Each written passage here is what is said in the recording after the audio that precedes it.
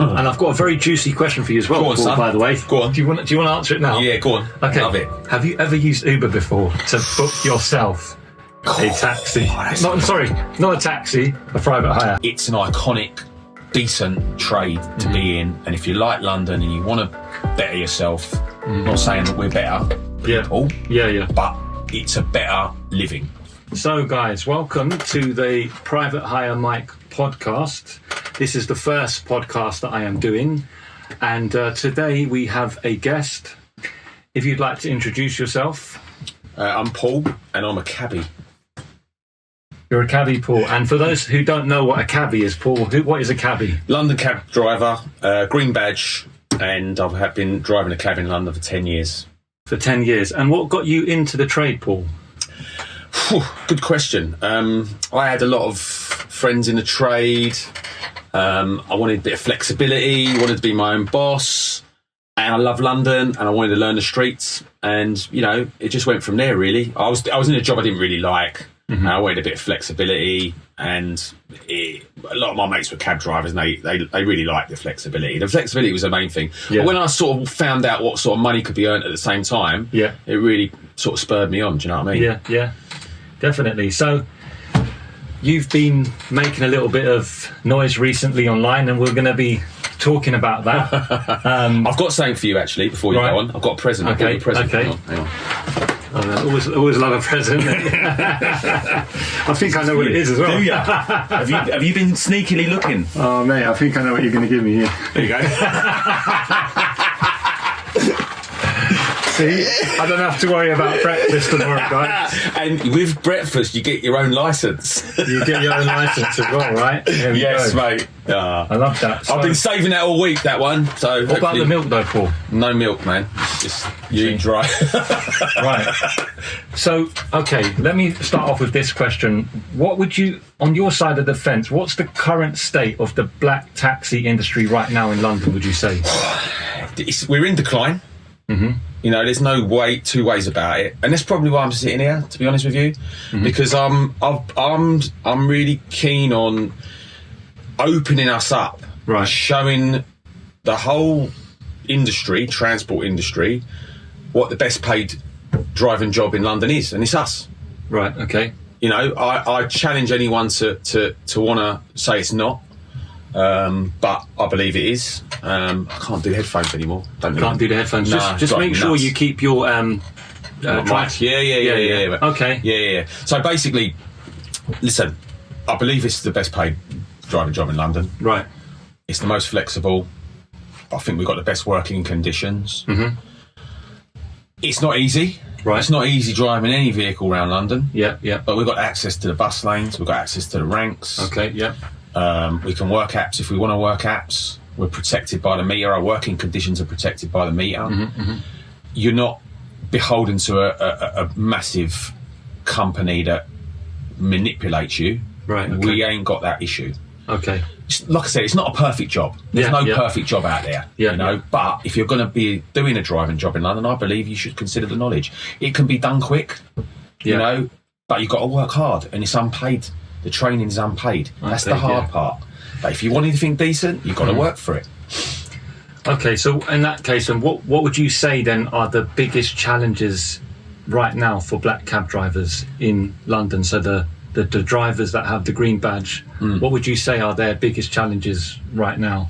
I think competition. I mean, obviously there's cheaper ways of getting around London, but the quality that we give and the service that we provide is probably the best, because knowing where you're going is a massive thing without having to rely on aids. Yourself doing the job you do, you can't work without it. We can, and it means that you can talk to your customers, you can make them feel at home, you can give them a bit of information, give them a bit of advice. Where do we need to go for this? Where do we need to go for that? That's all you hear in the back of a cab. You can't give that information in the back of a executive car. You just A to B to C to D. So just to stay on the point, Paul, the competition, and I'm guessing you're going to refer to is it mainly the private hire industry, would you say? Yeah, of course. Okay. We're outnumbered. Right, so we could say that's technology then. Yeah, right? Because it's not just Uber. You've got other apps, obviously, and don't forget as well. Some people don't just use Uber, they might decide to use a company called Wheelie instead of a black cab. So there's other apps. There's like Wheelie, you've got Black Lane. Yeah. So it's not just Uber, right? Because the point of this podcast is to just clear up some misconceptions that people have. It's a bit of humour as well, but it's also just to clear up a bit of misconceptions within both of the trades. Yeah. Because some people kind of took it the wrong way. I know you got quite heated about it yourself, because obviously from your energy I can feel you're quite a passionate person. And obviously when you study to do the knowledge, you're going to feel like that because you've invested a lot of your time, unpaid time. Of course. And I get your point of why you say about the cornflake spots, because apart from paying money and doing a few tests, more or less you just send it off and you wait for it. So I do get your point there. It's an analogy. It wasn't meant to upset people, but what it did do is it brought us here, and it's made a lot of people understand the difference between what you do and what I do. Right. That's positive in my opinion. Really positive. And passion is a thing. We're very proud of what we do. Yeah. Very proud of what we do. And that makes sense, because obviously if you invest a lot of time to do something, you're going to value it more, right? I think it's like everything today where, because I'll give you an analogy. Back in the day, you used to rent a video from Blockbusters, right? And even if the video was terrible, you'd watch all of it because it wasn't as easy to get. You'd pay for it. Yeah. Whereas now, because you can watch everything on Netflix, you don't value it. See, so it's the same. You sit and watch that film. So it's the same. I've got loads of unfinished films on Netflix. Do you know what I mean? So I get you. Yeah, so it's a similar kind of thing. You value it more because you've worked harder for it. Yeah. So I think that's a good point. Yeah. Okay, let me ask my next question. How do you feel about the knowledge being such a long and difficult process? And do you still feel like it's as necessary with the technology that we have, with the apps that we have? Do you feel that to get more people on the knowledge, TfL could maybe make it slightly easier? Or do you feel like it should still stay the same because that might devalue it? What do you reckon about that? I think changes should be made. I do, honestly do. And I've said this for years. Some have been made. So you used to have to go back a stage if you got red line twice. I don't really know what that means. I know about that, yeah. Yeah. So if you failed the stage twice, they'd put you back a stage. That no longer is a thing. You stay on that stage. Right, okay. So that saved a bit of time. Right. But the first set of appearances are every 56 days. Okay. I think that's too long. Right. I think it should be every 28 days, then every 21 days, and then every 14 days. Right. That would shave a lot of time off the knowledge. Right, okay. But if you work hard and do all the necessary things you should be doing and study hard and listen to the people that know what they're talking about, and don't keep mixing things up, but respect the people that are teaching knowledge, you'll get through in a reasonable time. You can do it in 2 years. I've just had a guy rent a cab, 20 months. 20 months. 20 months. Oh, is that the guy? Is his name Connor? Is it Aidan? Sorry. Yeah, there was two lads that I interviewed on that day. One of them was Aidan, and he's renting a cab from me. I've seen that one. Yeah, he done it in 20 months. 20 months of hard work, and now he's earning very, very good money. Yeah, and he's absolutely loving the job. He's loving the job.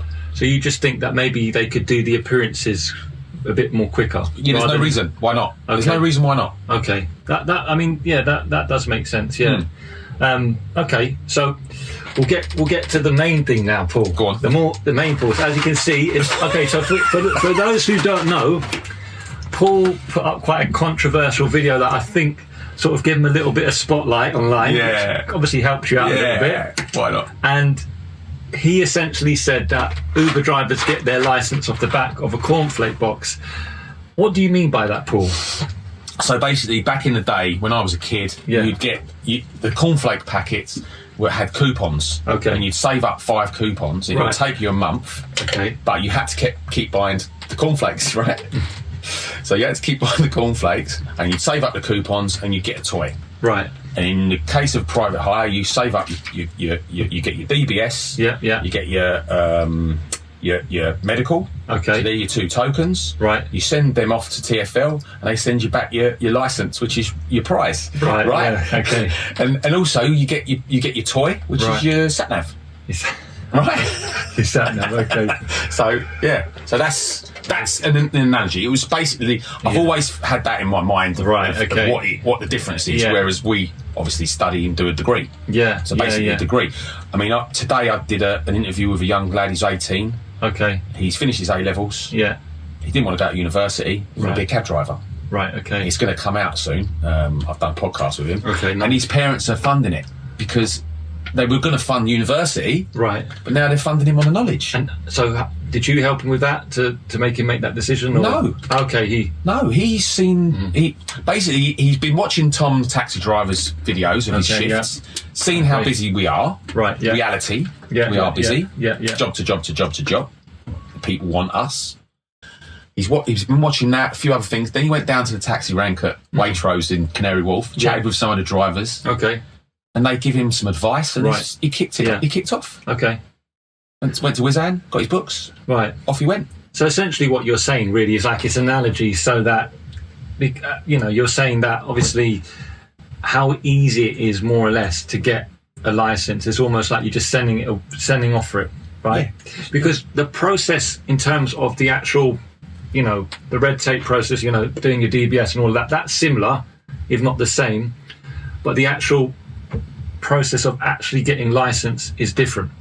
Different to cornflakes. Yeah, because as an Uber driver, you only really have to do like a topographical, and you do like an A to Z thing. So there's 3 routes that I think the first one is like a very short one, then it's a medium one, then it's a long one. Yeah. And you do have to study a little bit for it. Right. You do have to have a little bit of common sense, but you get through it, and it's definitely not like the knowledge. Because you mentioned Tom the taxi driver. I've actually watched a lot of his videos as well.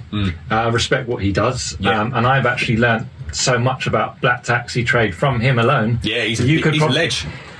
Even things like about how the meter goes quicker after 10 miles an hour. I didn't know that, and that's actually helped me with the way I work in terms of how I look at my work now, and I try to emulate working like a black taxi driver in terms of Uber. So when I do, because I do Uber exec for anyone that doesn't know, and I think with the prices, a lot of it at the time gets referred to Uber X drivers, and that's another thing. I want to talk about that actually. The stereotypical image, of a black taxi driver or an Uber driver, but we'll talk about that in a minute. The next thing I wanted to ask you is, do you think the current system creates an unfair playing field between black cab and private hire drivers, would you say? This is one that could go on for hours, man. Yeah, just quickly hours. though. Yeah. Of course, because... Yeah. We don't want to work in your market, right? But we kind of do now and again with pre-booking, which I don't really think we should be doing. Yeah. But you're working in our market, right? Yeah, which you shouldn't be. Yeah, in my opinion, because you're e-hailing. Yeah, and that's because technology is kind of got involved in private hire. This is very, very. There's lots of things that can be said, and people disagree about things. But for me, I think nothing's going to change. Right, okay. So it's not worth discussing that kind of thing, really, because unless the government do something, right, we're waiting for it.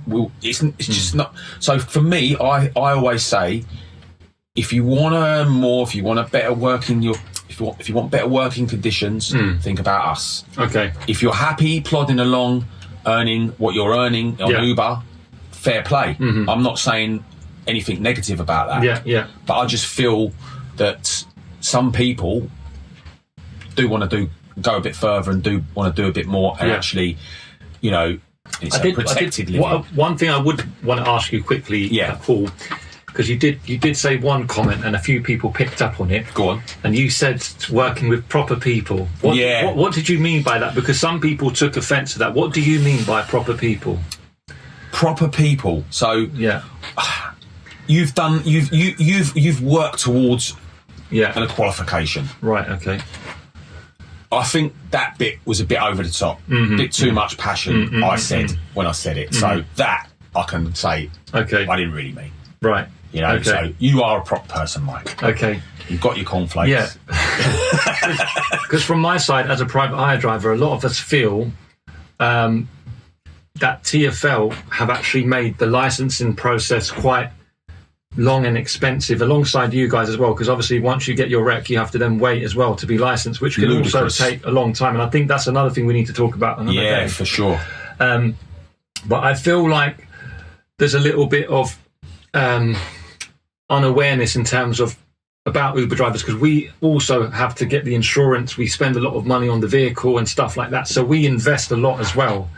We might not invest the same in terms of the knowledge that we have, but in terms of all of the other process, the car, the insurance, the accountancy fees, the MOTs, having to deal with passengers as well, we you know, that you're dealing with to be honest with you, the job, some of the work you guys have to deal with, they're not proper people. Right. They abuse them cars. And this is the thing as well. I don't want them in my cab. Right. Yeah. You know, since I've been doing the job 10 years. Right. Uber have been here, so I haven't known any different. Okay. But my colleagues that have been doing it longer than 10 years tell me that Uber do them a favour because they take all the shit. Well, people that puke up in the cab, abusive passengers, you know, all that sort of. No one's ever puked up in my cab. Never. And I've done nights for a long time. I've never had it. I think the thing with that though is that with this job you need to have a certain degree of emotional intelligence and awareness. For example, when you pick somebody up, you can't just go off their rating or whatever. You need to read the room and be like, you know, for example, the classic telltales of someone is going to be sick is they normally come in and they're very quiet, super quiet. And then all of a sudden the window goes down. Yeah. And it's a cold winter's night and you're like, why is the window going down? It's freezing. And then you sort of see him leaning. And it actually happened to me a couple of nights ago. I picked up these two young girls outside Funky Buddha on, I think it's Berkeley Street. And, you know, started the journey and then went round the corner and then, like the window went down. And that's kind of when I knew something was going to happen. And luckily it was very minuscule. You know, these are like things. So what I think the point is that I think there is a level of respect between black cab drivers and private hire drivers because we do go through the same things. There's definitely respect from me. I mean, I've always said I've got no issues with the drivers. I've just got issues with the whole scenario and how it's been allowed to be a thing here when we've got such a great cab game. You know, that's you know, and it lacks respect. Like we don't see no respect from the government. You know, where they should be protecting us. All right, it's all set up as protection. And this is how I say to people that might be interested that meter protects you. You get exploited. Just keep the mic. Do you know what? I think your mic is a little bit not as good quality as mine. No, maybe not. Anyway, it's the first podcast. We haven't got that much time, so we're going to go through this as quickly as we can. So then, do you believe then that both trades could coexist in the future peacefully and respectfully, and both being able to earn a living? Because I watch a lot of videos on the black cab trade, you know, from Wizan, Tom the taxi driver, and I realised that as a black cab driver, you don't just do street hails, you can do app work, you can do tour guides, you can do private work, you can do weddings. So I believe, in my opinion, that there's enough work for both because it's it's a different market. For example, the UberX crowd, maybe the young people, I might be generalising here, on the weekend that want to go out to drink, whatever, right? Then you've got the executive, which I do, which is a lot of corporate work. Then you've got the Lux, you know. So Uber caters for a lot of different. There's always been private hire, Mike. Always been private hire. There's no reason why it can't coexist. Right. But I just think that it's saturated. There's way too many, and some of them guys could think about doing the knowledge and could think about driving a black cab and further their career. If they want to be drivers, if they want to drive in London, they could further their career and they could think about doing it because it is better living. But you know, before Uber came along, there was Addison Lee. And that was another thing as well. They're still here. They're still here. There's plenty of opportunities in private hire chauffeuring. You know, we can't cover the whole of London. We only cover the centre. I believe we should own the centre. I don't think that Uber should be allowed to pick up. You know, but like private hire on an app in the centre of London. I don't think that should be right, and that's why our numbers have depleted. Because that's been allowed to happen in our market. I had quite a controversial opinion about this, and I'll quickly say it, is that if it was up to me, what I would do, because a lot of drivers don't actually a lot of Uber drivers hate working in central London. Yeah. So I had this idea of maybe if TfL were to say, do you know what, no private hire pickups in central London between a certain period of time, and then after that it's fine, similar to what they do with the congestion charge, to make it a bit of a balanced system. And I think a lot of Uber drivers wouldn't actually care, because a lot of them don't actually want to come into central London during the day because of the traffic, congestion charge.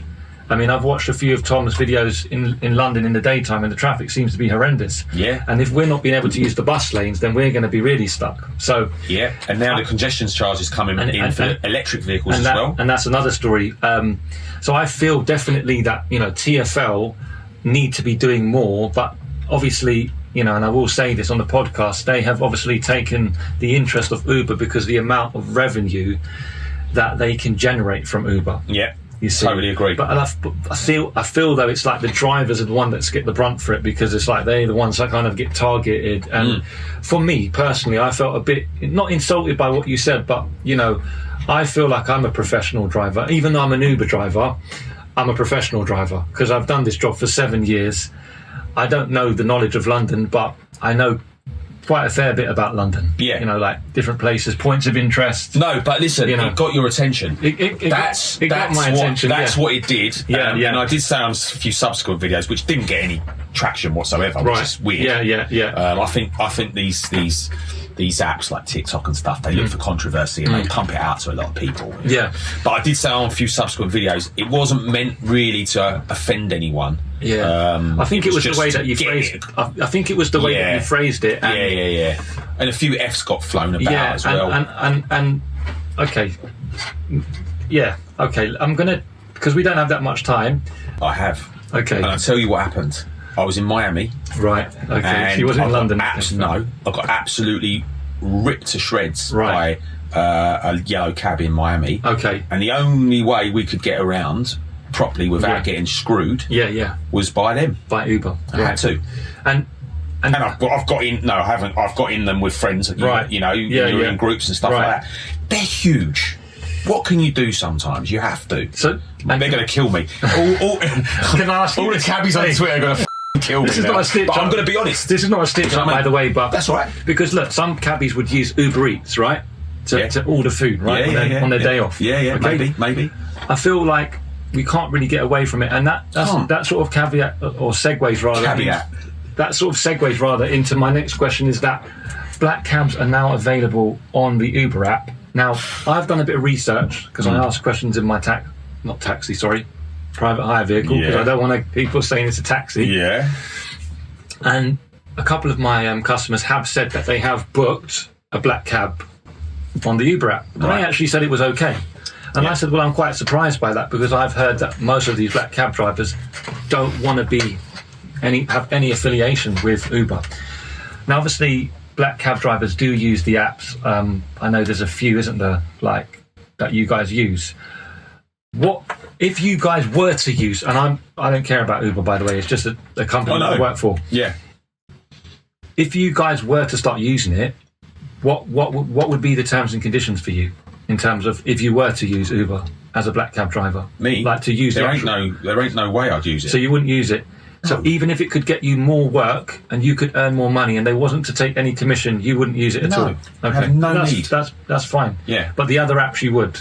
Yeah, because they're derived through the black cab. So a little bit of history, we've got a bit of time. Yeah. Free Now originally was Halo. Mm-hmm. Yeah, which was a black cab app. Okay. Invented by two cab drivers and a developer. Yeah. And it got sold out twice. Okay. And now they've added private hire, and now Lyft has bought them. Right, okay. Not keen on that. I've heard about that as well, actually, yeah. Then you've got Get, who've sort of flirted with private hire over the years, and they take a big lump out of the meter. Right. And now we've got Jump. Okay. Which is the answer to our prayers. And I'm not here to sell that. Oh, yeah, I've heard about that. But I'm not here to sell that, but it's the answer to our prayers. It supersedes everything, and it's a proper hailing app. Okay. And doesn't take any money off the customer, doesn't take any money off the driver. Mm-hmm. It's just the processing fees. It's all because it's linked to the payment system. Okay. So it's absolutely the answer to our prayers, in my opinion. So and with Uber, then it's just, do you feel like it's mainly from the past kind of experiences? Like if they were to come today and be like, we've got an app to help you guys, it would be all right. But I think it's the history, isn't it, between? Yeah, because they've gone in every city in the world and killed the taxi industry. And And I think And they tried to do it to us. And it's never going to get forgot. We've cleared up the cornflake things. And these are not out of date, by the way, are they? Just bought them on the way here. Lovely, right, okay. That's why I came early. So, do you think the public really understands, though, the difference between a black cab driver and an Uber driver anymore? What do you think? The public... what I think is... Like the Joe public, the average person. So, there's been a lot of cloud. Mm-hmm. So, at the moment, you're seeing news about taxi tax that could be coming in through the budget. Okay. Have you heard about this? Is that the VAT thing? VAT, yeah, which could well be, and I'm going to make a prediction. I think it's going to happen. Mm-hmm. I really think it's going to happen in the budget next week. I think it's an easy grab for Rachel. Okay. Rachel, yeah. I think it's really busy. Busy? It's really busy for us at the moment. But what I'm saying is, it's a really easy grab for them. Right. And I think it's going to happen. But it's not a taxi tax. It's a private hire tax. Right. It's only going to be on private hire. Okay, yeah. Pre-booking. Yeah. Right. Apps. So it could be on the taxi apps where they pre-book. Right. But it's mainly going to be to you guys. Your fares are going to have to go up. Mm. Whether that's going to mean that you earn more money, I don't think so. Because I think it's just going to be higher and people are going to look at other options. Mm-hmm. It could be up more at us. Mm-hmm. Who knows? Okay. But that means that people don't know the difference when they anything happens in a private hire car, they put a picture of a taxi in the newspaper. And we have to keep telling them there's a difference, there's a difference, there's a difference. So that's the problem. But for me, the difference is when someone sees that orange light coming down the road, they know the difference. Because do you know what it is for me? Because like I say, I ask questions a lot to the customers. I genuinely want to know, and why I actually wanted to know is because Uber exec, I know you don't know about the pricing, but it's very much on par, if not more expensive than a black cab. Yeah, I know. And I made quite a controversial video, I think a couple months ago, and I think you might have seen it. Right? I've watched your stuff. And that stirred up a lot. But there was one reoccurring thing, and I'll say this, even if it upsets people. Go on. The main reason why a lot of customers will book an Uber is, and this is what they tell me, on longer journeys they find it more comfortable to sit in a sedan, particularly if they're coming from Heathrow Airport. Yeah. Right? I agree. So in that case, because you're a fleet owner, what maybe you could perhaps put something towards the manufacturers in the future to be like, do you know what, it could be more comfortable, because that is a reoccurring theme that I'm hearing. No. London taxi's not meant for long journeys. Right. It's not meant for long journeys. It's short journeys, in and out of the cab, all around town. Yeah. The average shift in a cab is between 60 and 80 miles. Right, okay. In 8 to 10 hours. 8 to 10 hours, So you're just little journeys. So, it's not... all right, we've got Heathrow Airport. But Heathrow Airport on a good run is 40 minutes. 40 minutes, yeah. Into most parts of the West End. If you're going to get in a cab and do a 2-hour journey, you're bonkers. We don't want that. We want small journeys in town. That's our bread and butter. So it's got to be basic in the back because it's got to be wheelchair accessible. It's got to be easy to clean. We've got the separation of the partition, which keeps us safe and keeps the passenger safe. I feel comfortable and confident driving a cab. I wouldn't feel comfortable and confident driving a car with people I don't know. I'd hate it. I'd bloody hate it. I don't know how you do it. I mean, I'll be honest with you. In the beginning, you're vulnerable, man. In the beginning, it is a little bit nerve-wracking. I mean, in terms of we've got a little bit more information than you guys. So when you guys pick people up, you don't have anything to go by, whereas we obviously have a rating system, which does correlate quite well to people's behaviour, as bad as it sounds, and I hate to say it because I'm against social credit score systems and all of this Big Brother stuff. But sometimes when someone's got a bad rating, there's usually a reason for it. Yeah, of course. And sometimes as well, what someone puts down as their name, like we've had some really obscure ones. Like, I'm not talking about names, but like sometimes we'll have like, bad man or like something like that, and you think to yourself, really? At this time of night? You don't with that rating? Refuse. So I feel like that helps, and maybe that could be one of the selling points. Does that give you confidence? I feel like it kind of helps a little bit, because obviously we don't have the protection whereby we've got the Perspex screen, whatever is that made out of glass or is it plastic? Tough plastic. So I understand. You have to go really hard to get through that. And also I think like working in central London, it's not as bad because you could pull over quickly. You could maybe drive to a police station quickly. Yeah. We know where they all are, right? I think working as a private hire driver in the suburbs in the night time, that's when it can get a bit tricky, to be honest with you. I can imagine. But yeah, in London it's not too bad. Okay, let's see if we can get some more questions in. So what's one misconception you think private hire drivers have about black cab drivers? And then you can answer. That we won't go south of the river. Okay. That's one thing that's been going on for years. Okay. And we refuse a lot of work. I don't see. Look, cabbies do misbehave. I'm not going to say that we're all perfect because we're far from it. But we have a system. You're allowed to refuse a job that's over 12 miles. I think it used to be 6. Understand that? It used to be 6 as well, didn't it? Yeah, many years ago maybe, but it's 12 miles from where you're picking up. Yeah. 20 miles from the airport. Okay. And there's reasons for that. Out your shift. You don't want to go out of your working area. But with a private hire, you don't have that. You just take what you choose to take. You button it, don't you? We call it button it. Just keep the mic there, Paul. Sorry, that's right. I mean, we've all heard that one. And do you know what? I actually understand now why about the south of the river thing, because as an Uber driver, right, I work in London, so I mainly do central London. Anything to south takes absolutely ages. I did Bromley last night. I wish I didn't do it. Even at night time, it just takes forever. Yeah, it does. Whereas if I get a job to like Chiswick or Ealing, straight on the A40, easy. I can clear it in half an hour, and I've made my money. I come back in, I get something in Kensington. Where South London, I understand. I understand why, and I feel like we have that too, because we obviously can refuse jobs as well. Of course you can. So but you refuse it. So you're refusing it without looking at the customer. Yeah. The customer's coming up to us and they're hailing us. Right. They're putting their arm out. You can see it. We're pulling over. A driver will pull over, and the lady will go, "Dulwich, please," and he'll go, "Nah, I ain't going that way." That's what I feel that people think we still do. Obviously it does go on, but I think that we are a lot better. I mean, personally, don't refuse work. Okay. And a lot of people that I know would hate that that sort of perception of us. Okay. I think we've got about another 10 minutes because great. If you could send one message to every Uber driver in London, what would it be, Paul? Apart from study the knowledge, what else would it be? Because I know you're quite passionate about getting people on the knowledge. But what else would you say? Because some people were a bit like to me, "Oh, you're going to interview Paul. Be careful there." But this wasn't meant to be a shouting match. No, I know. No, this was meant. All I want to do is just clear up some misconceptions, because I watch a lot of stuff that you guys do, including the Wizan podcast, Tom the Taxi Driver, and I was interested in it myself. So what message would you say? Because I feel like there's a bit of, maybe a bit of animosity, my message to Uber drivers in London is personal message is, I ain't got an issue with the drivers. I've got an issue with how you're being exploited. And if you watch that video where I talked about the cornflakes, it was all about how you're exploited. No one listens to the wording. No one listens to the story. Right. It's about the guy that's taken over the driver. He's the driver boss. Right. Marius. I know him. I met him. Okay. He was free now.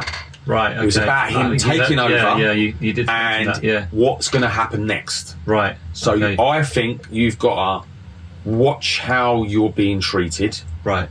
The whole system, the whole algorithm, the whole manipulation of you as people, where they call you partners. That's the biggest nonsense I've ever heard. They call the customers riders and you partners. What's a load of old bollocks? Well, we're not partners because we don't get any money. Exactly. We don't get any bonuses. Exactly. So that is the biggest load of shit I've ever heard. That is actually a scam, to be fair. Scam. And do you know what? You're being scammed. I get a lot of drivers that message me. I mean, go on the Facebook groups, and I think the collective mindset within the private hire industry right now is very toxic. And that's because we feel a lot of the time that we're being ripped off, and we haven't obviously done the knowledge, but we've invested our time, and it's that sunk cost fallacy where you might want to walk away from the job, but you feel like, hang on a minute, I've done it for 5-10 years. What else am I going to do? Because you get to an age as a man, and like you got your CV, and then people are like, well, you've been driving for like 5-10 years, so they're worried about what else they could do, right? And that's the thing. But I feel like the drivers, in a way, kind of feel a bit trapped. And some of them do consider to do the knowledge, and I think this will go on to my next point. But their worry is the technology now. And the second thing, I know you've done a video about this, is the driverless cars, which are going to come in, I think, next year, Waymo, and there's another one called Wave AI. How do you see this impacting the trade as a whole, both private hire and taxi? Because I've seen some of the videos. People that use us value their safety and their lives. Yeah. They've got money. They're credible. I'm not saying people that use Uber are not credible, right? Driverless vehicles. I did do a video about. I think they shouldn't be called taxis because they're not taxis. They're cars. So they're going to be in your market. Yeah. They're not going to be in our market. It's a separate market. It's a two-tier system. It's going to stay that way, in my opinion. If again this going to be really cheap, so it's going to be cheaper than Uber because they're going to be running them 24/7. So people will try it. It will be. I think it will be a novelty. And people will try it, but people that use us. They're not going to go. You know, they've and a lot of people that used Uber at the start came back to us. That's why we survived. We're still surviving. All right, we're in a decline. There's no denying that we're in a decline. Why do you think that is, though? Quickly, Paul. Is that to do with? Is it because people can get it from a Cornflake Box, or is it because? Is it a collective thing? That's the main reason. So that's the main thing. So what you're trying to say then is that the industry that you're in has become devalued. And that's been allowed by obviously TfL. Because I know that Uber lobbied heavily with the UK government, didn't they? Didn't they just? You know, Mr. Osborne. And I think that's the industry in general with a lot of different things now. Like, as you can see, the high streets, and I think it's Airbnb, a general thing, really. And I think a lot of people feel that way. But I think the most important thing is that within the industries we still have respect for one another, because at the end of the day we're all just trying to put food on the table. Of course. And I think that's just the main point. That is the main point. That if you decide to do the knowledge, that's brilliant, because you probably will earn more money. It's more of a trade, it's more of something that you can do other things with, because obviously we can't do the private work really. It always has to go through an operator. Whereas you can do private work, right? Yeah, of course. So if your neighbour comes up to you and that's one thing that's good about it. You can do the tours as well. Yeah, I do my street. My street knows me to take them to Heathrow. Right. I do them deals. You give them a discount? I give them a discount, and then obviously I plot up in Heathrow and come back. Things like that you can do all the time. You do tours. There's loads of opportunities, to And I feel like if you're driving private hire, you've got to always drive private hire, because you've got to earn that money. You've got to work a lot of hours to get that money. I would say if you work smart as a private hire driver, you don't have to go crazy, because and I'll give a shout out, by the way, to a friend of mine called Hitman. He's a private hire driver. He's been doing the job for 27 years plus. Big up, Hitman. And he actually came to me from TikTok, and he actually reached out to me, and he helped me tremendously with my way of working, because I was a bit lost, actually. I had an Uber executive car, the BMW, but I was doing all of the work, and I was even working in the suburbs. But he told me how to work almost like a black cab driver, and that's what I do. So I work for zones 1 and 2. And in terms of the jobs that I accept, mainly local ones, and I look for stuff that pays, in my opinion, £1 a minute. Because I'm nicking my work. I'm nicking your work. To tell me I'm nicking my fucking work. but that's what's been allowed to happen. That's not your fault. I have got no disrespect for you for that. That's not your fault. You've been allowed to do that, and that's what's not right. But I feel like we do coexist, Paul, because I'll be honest with you, I do see black cab drivers busy. And when I see your guys' yellow lights on, it's quiet for us. So it's quiet for both of us. So that's how I actually gauge it in central London. If I come to central London and all of the black cab drivers have got their yellow lights on, I know it's a quiet night. Not just for you guys, but for both of us. Fair enough. So it does correlate. And look, I think London's got, 8 million people plus? I think there's enough work for both of us, Paul. There is. Regardless of, I do think that... Listen, I agree. That's one thing I will not disagree with you on. The thing that my point always, in everything I say and do, is that there's an opportunity for us to halt the decline. There's too many of you, and there's not enough of us. And I think that's something that That's a simple numbers game. And you know what it is? And I don't know if TfL will watch this or anyone will, or anyone from TfL, but I think it's been allowed by TfL, by the government. You know, these type of things. It's like we're saying with Airbnb, even in the music industry, you've got like Spotify, and now with the AI coming in, and they're taxing you. They're going to tax you they're trying to tax you guys more than us to try and equalise it a little bit. Yeah, like the VAT coming in, if that happens, which I believe it will. We've already got VAT though, Paul. So for example, with Uber now directly contract with the customer because they are now registered in the UK as a transportation business. So we are no longer classed as self-employed. We're actually classed as workers. So we have rights now. They have to pay us pension, right, holiday pay, yeah, I know about that, and all that stuff. But what they actually do is they take it off your job to make up for it, if that makes sense. So we're actually in a worse situation now. And on top of that, Uber now have to pay VAT, so they put that on the customer. They charge more on the ride. So what are they doing now with the VAT with the budget then? There's another VAT. There's another VAT, and I think that applies to all of the operators. I haven't looked into it. I think what it was, there was something about the operators having to charge VAT. And I think Bolt got around it where they only pay the VAT on the profit that they take. Do you work for Bolt as well? I don't work for Bolt at all. Right. Not at all. I've heard that it's even lower, the money. Don't even want to talk about Bolt. Uber is okay, like I'll be honest with you, but Bolt, I wouldn't recommend Bolt. No, and I know there's cab drivers on that as well. Yeah, and that's another thing I'll quickly say as well. I have seen, for example, cab drivers using the apps and stuff like that as well.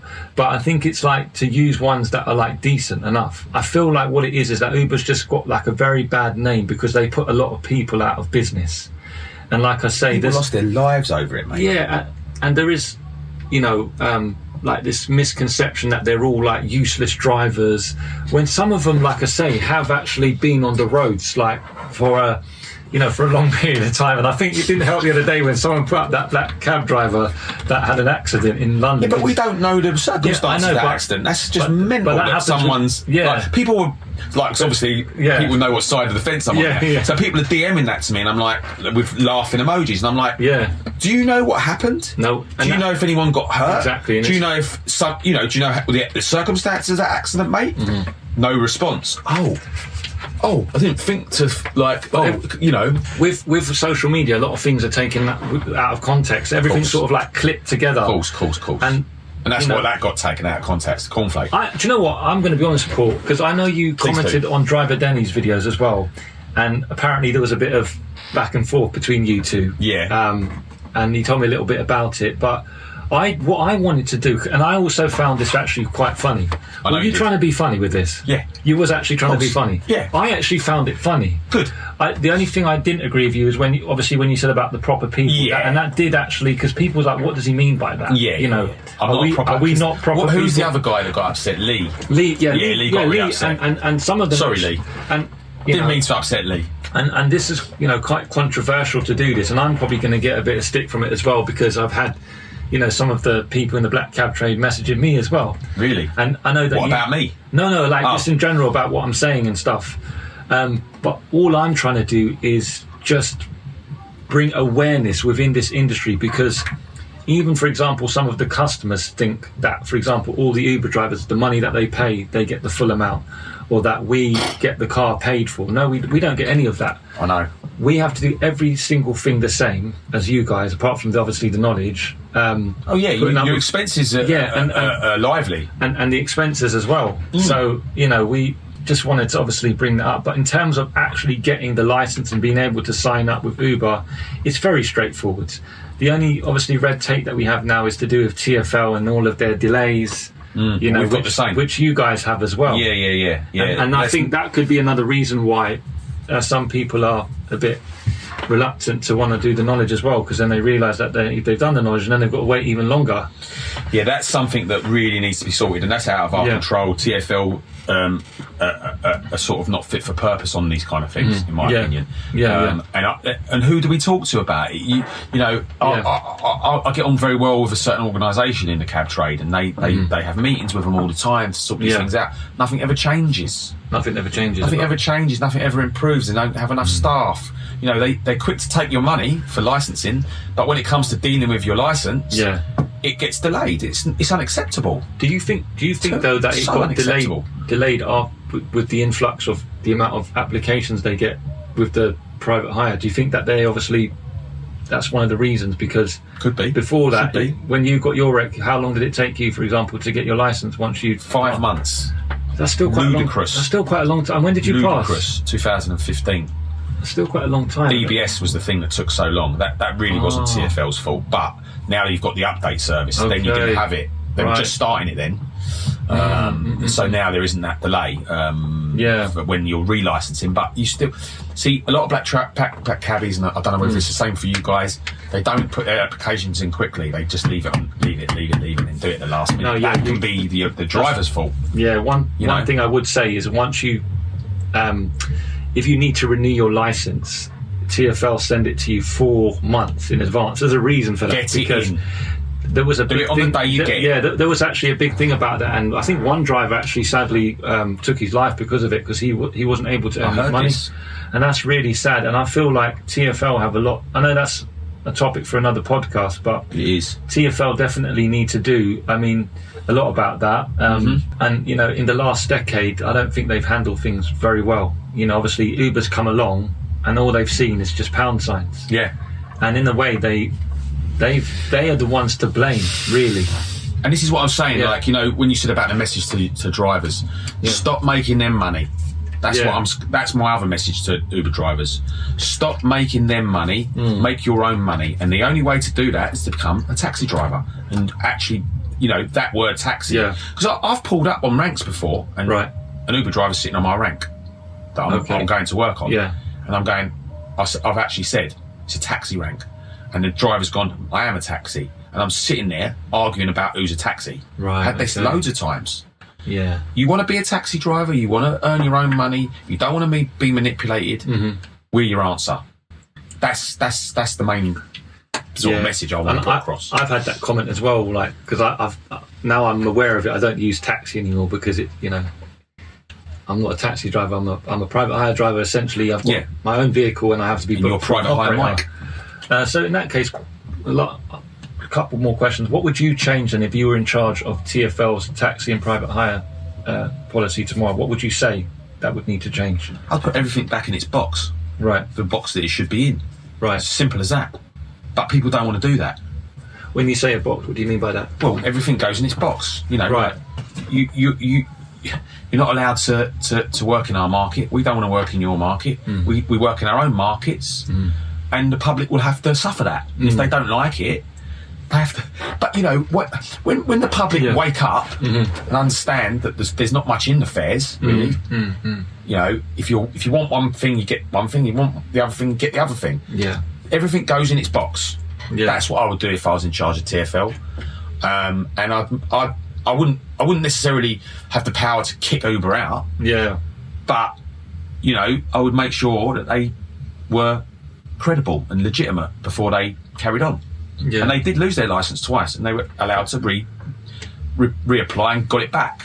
They lost it for a reason. They didn't prove they were any different, and they were I remember when it happened the first time, and I was in a cab garage having some work done, and everyone was cheering, and I'm like, hang on a minute. Yeah. They're going to appeal. They're going to get away with it, and they did. Yeah. I think we've once Uber started to pay their VAT, I've realised that we don't hear any bad things about Uber anymore. Once they got taken to court and then had to pay back the VAT that they wasn't having to pay, all of a sudden now Uber, is all above board. And I think that's what it was all about, because Uber were essentially operating here. They were just saying that they were a middleman. But it got argued to say, no, you are providing a transportation service directly to the customer. So that's what happens now. So what happens, and I'll say this quickly, if there's any, obviously, cab drivers that's watching that want to know, what happens now is that Uber if someone books a ride, for example, let's say from Charing Cross Station to Clapham, right? Uber will charge them, let's just say £45, right? That doesn't obviously go to the driver. There's not a commission either. What happens is Uber directly contract with the customer, and then they sell the driver the job for whatever price they want. And actually what happens is it's like a reverse bidding system. I know. You know about this? Of course. I think I've done a video about this. Yeah, you have. So it was good. yeah, so what they do is they put it out for as lowest price possible to see if anyone bites. If no one bites, it goes out again for a little bit more. And what they're doing is obviously they're manipulating the market, and what they're saying to the customer, and if there's any customers that's watching this, people that use Uber, they're buying your time. They're saying we've not got any drivers, when in actual fact what they're doing is they're manipulating the price to get it accepted for as low as price as possible so that they can reap the most amount of profit. Yeah, you're being done by you were all being done by that algorithm. Yeah. You're being manipulated. You're being bullied into taking. Yeah. You know, they're preying on drivers who are in all different types of circumstances. Yeah. You know, there'd be drivers out there that are desperate, that will take that work. Yeah. And this kind of happens a little bit in the black cab game with the apps. Does it? They've been able to, like your Free Nows and your Gets have been able to. They've been trying for years to get us on fixed prices. So how does for it work? all the jobs? How does it work for you then? Did you just get a request? How do you give them their commission then? So they take 20% of the job. So whatever it is at the end, they don't of take. the meter. So get them Free Now. So Free Now will take 18%. Right. Get will take 20%. Okay. But they'll kick out a few offers on fixed fares to go to the airport and stuff. And I don't necessarily disagree with that because it gets you to the airport and it's good for the customer. Airports, I think fixed prices are okay. But they've been trying for years to try and do that with the normal rides, what you call rides, I call jobs. Right, okay. They've been trying for years to do that as well. And this is why I like Jump, because Jump is all about the meter money. You pay what's on that meter as a customer. You get in my cab by Jump. The cab comes, you pay what's on the meter, and I get everything. Right, okay. All that happens is I pay my 3.5% transaction commission through the card machine. Yeah, yeah. It's just so basically good. So do you prefer to do street hails more so than app work? Of course. Would you say? Yeah, and would you say get that all of it. would you say that most cab drivers prefer to do the street hails? I would say 99% of cab drivers. There's a few that like to do only account work. Yeah, but I would say 99% of cabbies would love the street hail because that's what you did the knowledge to get. You did the knowledge to apply for hire in a London taxi. Okay, last question then, Paul. How do you see both of the trades adapting over the next 5 to 10 years? So we're going to have some challenges, like we said about what they call taxi, robo-taxi and all that. We're going to see that coming. That's going to be confusing for everyone. Yeah, but I think it will, for us it will be, I think we'll keep our customers or they'll come back after. Yeah. For you guys, I'm really not sure where it's going to land for you because you've got such high numbers. Right. So I think I'd love to believe, and I feel like we can do it. It depends on a few things. The manufacturer is a big question mark at the moment about who's going to build new taxis. Right. Yeah. But if we get that right, I think we're going to reverse the decline because I'm seeing a lot of people starting knowledge now. So that's going to impact on the next 3 to 5 years because they're starting it now. Right. So I think I'm on record here. I'm on the camera. I think we're going to reverse the decline. That's where I see us. So I want to ask you the same question. What about you? Where do I see it going? Yeah, where do you see private eye going, Mike? So, okay. I feel that with the private hire industry at the moment, it's obviously on an incline because of the numbers. But incline? Like, no, it's going up. Yeah. But in terms of drivers staying, there's probably a lot going as well. And some of them are leaving the industry completely. Some of them are deciding to do the knowledge. What I think will happen is the government will obviously try their uttermost to get these robo-taxis into London. And the reason they'll do that is because there is a load of cash for them. So a lot of the time, it's not about if it works or not. If there's money involved, like the old saying goes, if there's a will, there's a way. Yeah. So I think initially what will happen is it will affect maybe both trades. But then I think what will happen is, and I think this will be in a lot of industries, the human experience will become more valuable than the AI experience. And I think that's what it will go down to, is that people want human experiences. And I think there'll be a bit of a loss of work, but I think it will always balance itself out, providing people understand the value of what they're getting. Yeah. Because like I say, there is customers that use black cabs, there's customers that use Ubers, there'll be customers that will use these robo-taxis. Yeah. But I definitely think there will be this sort of AI dystopia in the next couple of years in a lot of industries. You know what it will? It probably will affect as well the driving, because remember, these cars are going to just be pausing in the middle of like a street. Yeah. I mean, I saw one in America. What about if you get locked in one? Yeah, or someone's sicking it before you? Or, yeah. I mean, there's so many. I've been talking about it with Tom quite a lot, but, and he's given me a list of things that would stop him, because he's used them. He's done a video. Yeah, I saw that. Yeah, and it don't look safe to me. I wouldn't get in one. Would you put your kids in one? I don't know if you've got kids, Mike, but I have, and I wouldn't let my kids. Yeah, I wouldn't put them in there. No. I think. Me personally, I would like both industries to exist. I personally myself have thought about doing the knowledge. Oh yeah, I was going to ask you that actually. Yeah, I actually have. Right. One of the reasons why I don't is because of technology. And again, it's almost like, well, if we can earn almost similar money, why are we then going to take 3 years out of our life to then do the knowledge? And the only thing I can think of is maybe to future-proof yourself away from technology, because a lot of industries are going to be taken over by technology. We have technology. Yeah. We've got a fantastic app. Customers trust us. And I think that's future-proofed us. And also, I believe that you are not exploited. If you are happy to be exploited, and you can make a living out of it, like you say, mirroring what we do, that's up to you. But that's, I don't know what you're earning. You kind of don't know what I'm earning. That's actually a good point, Paul. So I'm actually do that. Only thing is I don't have you've spoken about earnings yourself. I have. Paul, and you got a bit of backlash for that, didn't you? Loads. Yeah. Broke the code. Why was that though? Why is that a code as well? Quickly, and let me just ask you that quickly before we end the podcast. Why is that a code? Because back in the day, it was a lot of cash. It was a lot of cash. Okay. Because a lot of cash went through the through the hole in the wall, hole in the partition. Right. And maybe a lot of it wasn't getting declared to the HMRC. Okay. I don't know. But lots changed. And I think that personally, if I want to sell this industry, which is it's a fantastic industry and trade, people have got to know what you're earning. People have got to understand what can be earned. And I think that's like the possibilities of it. I think that's another reason though why customers are a bit worried about with the black cab thing, because of not knowing the price. But let's say, for example, if you book an Uber exec right now, I'll just put this one out there. If I was to ask you to go from Great Eastern Street to EC2 Argyle Road, where is Argyle Road, by the way? Do you know where that is? King's Cross. No. Argyle Road.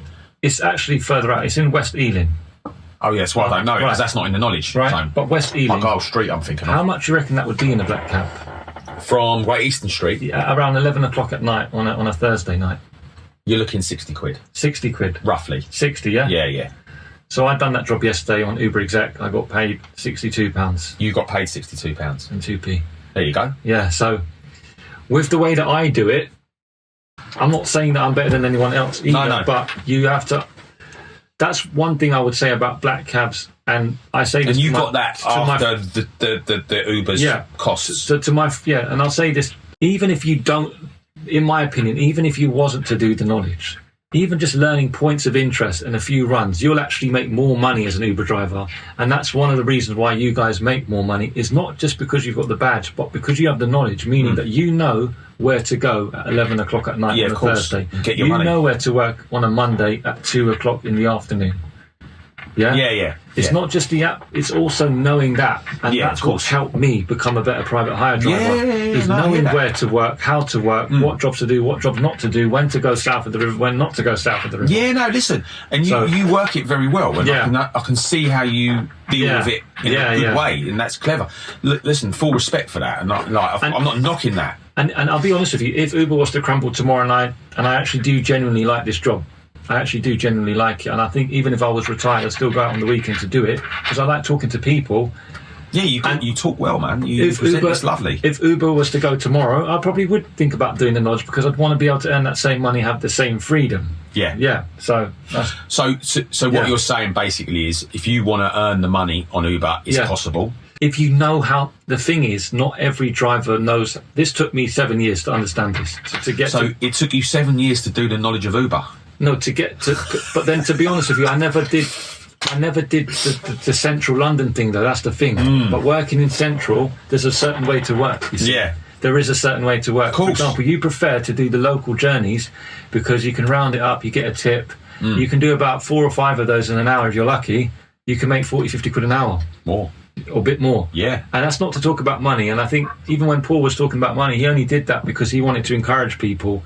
Because Uber drivers, we do it all the time. And I'm actually against that. Drivers putting up money on TikTok and showing what they're earning, because that actually devalues the industry in a way. And Uber see that, and then they adjust it and say, oh, you're making all this money now, we'll make it harder for you. There's no reason why I can't talk about it, because no one can adjust the money we're earning. The meter's the meter. Where Uber watches that. Yeah. But then black cab drivers have started to watch Uber and TikTok as well. So it's like we're all interested in each other at the end of the day. We are, and the thing is, to know what you're earning is an advantage when you're. If you're going to spend 3 years studying something, but you know you're going to get a guaranteed job at the end, because this young lad that I interviewed today, he's doing it instead of going to university, because he wants to have a job at the end. He doesn't want to be messing around at the end looking for a career with his CV. He wanted that job, and he wanted to know how much he's going to earn. And he spoke to cab drivers, and he appreciated the fact that it was out there. You know.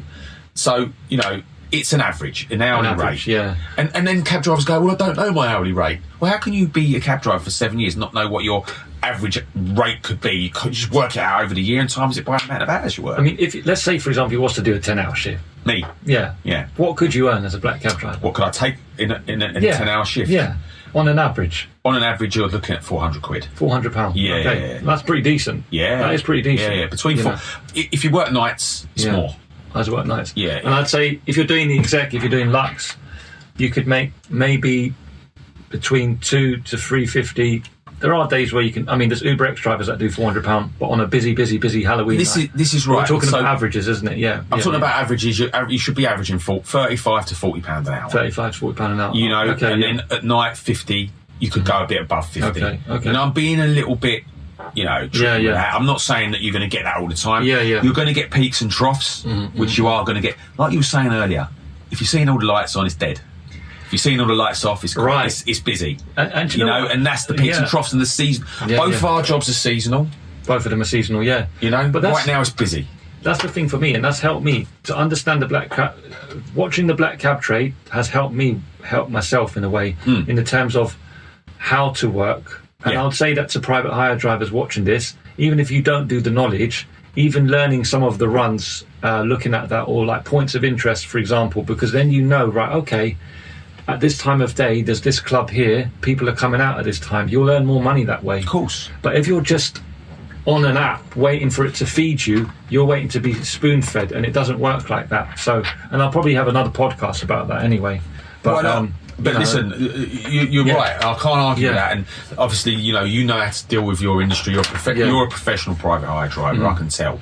And there's nothing wrong with that. And I agree that we should coexist, but there should be some kind of opportunities. I genuinely hope that both industries, and to all black cab drivers out there, private hire drivers, I genuinely hope that both industries can stay alive. That they can be paid fairly, because we're all just trying to put food on the table. Correct. At the end of the day, some of us have got families, some of us are paying off university debt, whatever it is, it would be nice. But I think that is definitely up to TfL, the government, because they are the ones that deal with all of this. It's been really good to have Pleasure. You on the podcast, Paul. Pleasure. I can't believe I'm your first. That's brilliant. Yeah, but I wanted to start a podcast thing, and you know what? It's been nice to get a black cab driver on, because it does give a bit of a perspective on both sides of it. Because private hire drivers talk all the time. You go on Facebook groups, non-stop talk. Yeah, I've seen them. Also, Paul, I know that you have a fleet, so if you want to just shout that out quickly, you can on the podcast. Yeah, can do. HP taxis. We only rent black cabs. We only rent TXEs. And I've got some fantastic customers, and it's a good business, and long may it continue. We're just waiting for the next sort of, what's going to happen next with us, really, because they have stopped making the LEVC for now. Okay. We're hoping that the new one's coming, and we'll see what happens. And so you just do black taxis. You wouldn't do private hire vehicles at all, like doing that sort of stuff. No. We only do black cabs. I'm a black cab driver, so it's kind of hand in hand. Yeah. No, if I started renting cars, it would devalue what I do. And that's never going to happen. And when did you start that? Was it recently? No, I've been going for 9 years. 9 years. Yeah, so I started driving, and then I started buying. Wow, interesting. Yeah. Okay. Yeah. You not thought about renting out cars? You're a clever boy. Or do you need more? You need a few though to make a profit. Well, of course, you need a lot. Yeah. You can't just do one or two. I feel like to do. Who are the big fleet owners in private hire? What do you call them? WeFlex. Yeah. Another one called Splend. There was one called Autocar as well. Yes, he used to rent out black cabs, and he went into private hire. Okay, so that's what it is. But but it's been a pleasure to have you on the podcast. Real pleasure, Paul. man. Thank you very much. I'll link your socials down below as well. Yeah. Enjoy the cornflakes, son. And I will enjoy these cornflakes, although I don't normally eat cornflakes, guys. Do you know what? They're really nice. Really? I forgot how good they are. They're really nice. So get on the cornflakes, guys. What do you have? It with oat milk or almond milk, mate? Almond, you see? Almond milk. Oat milk for me, but Paul will have. I have oat milk. Almond milk lattes, and I play paddle. So if you become a black cab driver, right, that's the sort of thing you can do. That's the lifestyle that you can lifestyle you lead is paddle, almond milk. We don't play golf. Some of us don't play golf anymore. Okay. So shout out to William, who plays paddle. He's an absolute addict cab driver. All right. Yeah, I'm shouting out to him. Shout out to William. Yeah. All right. Well, thanks very much Pleasure, for coming man. on the podcast. Thank you very much. All right. I'll see you again. You will do. Cheers. Take care. See ya.